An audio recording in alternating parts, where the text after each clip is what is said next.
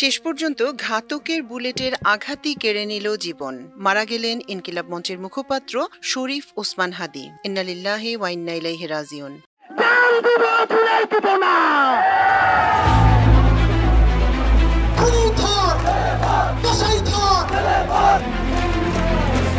বাংলাদেশের ছাত্র জনতা এবং জুলাই যোদ্ধাদেরকে নিরাপদে রাখতে এই কসাই খুনি লীগের কমিটিতে থাকা প্রত্যেককে অতি সত্বর গ্রেফতার করতে হবে।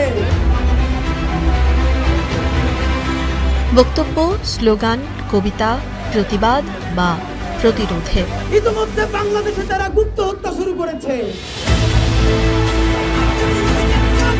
সাহসের যে কণ্ঠ মানুষের মন থেকে আকাশের সীমানা ছাড়িয়েছে, এই দ্রোহে নেমে আসবে নিস্তব্ধতা, এমন পূর্বাভাস কি দেখেছিল নতুন বাংলাদেশ?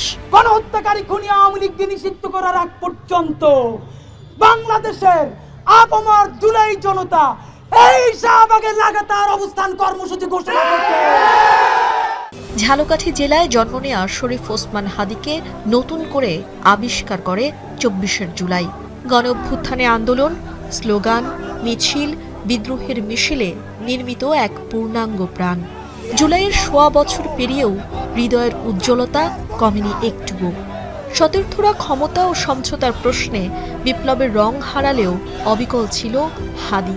দ্বিধাহীন চলার গতি তাকে দলছুট করলেও থেমে যাননি একটুও।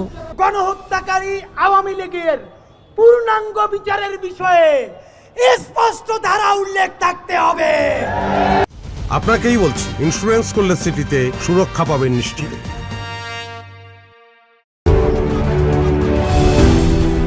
জুলাই গণ অভ্যুত্থানে অংশগ্রহণকারী ছাত্র জনতার অভিজ্ঞতা ও দাবির ভিত্তিতে নিজেই প্রতিষ্ঠা করেছেন সাংস্কৃতিক ও রাজনৈতিক প্ল্যাটফর্ম ইনকিলাব মঞ্চ।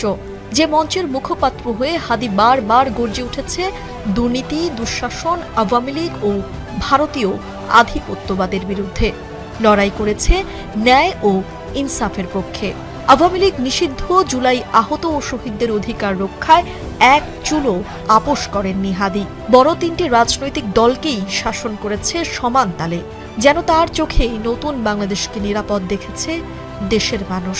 তাই তো তাকে হারানোর ভয়ে প্রথম থেকেই কাতর ছিল শুভাকাঙ্ক্ষীরা।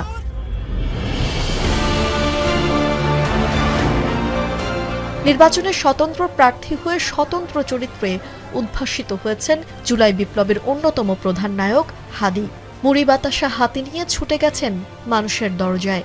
নির্বাচনী খরচ জোগাতে নিঃসংকোচে হাত পেতেছিলেন মানুষের কাছে, যা তাকে মানুষের হৃদয়ের অন্তরালে গভীরভাবে লেপ্টে দিয়েছে। লাখো জনতার হৃদয়ের স্পন্দন।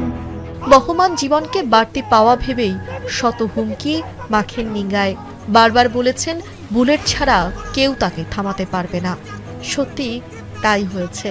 একটি গুলি হাদীর মস্তিষ্ক ভেদ করে রক্ত ছড়িয়েছে বাংলাদেশের বুকে।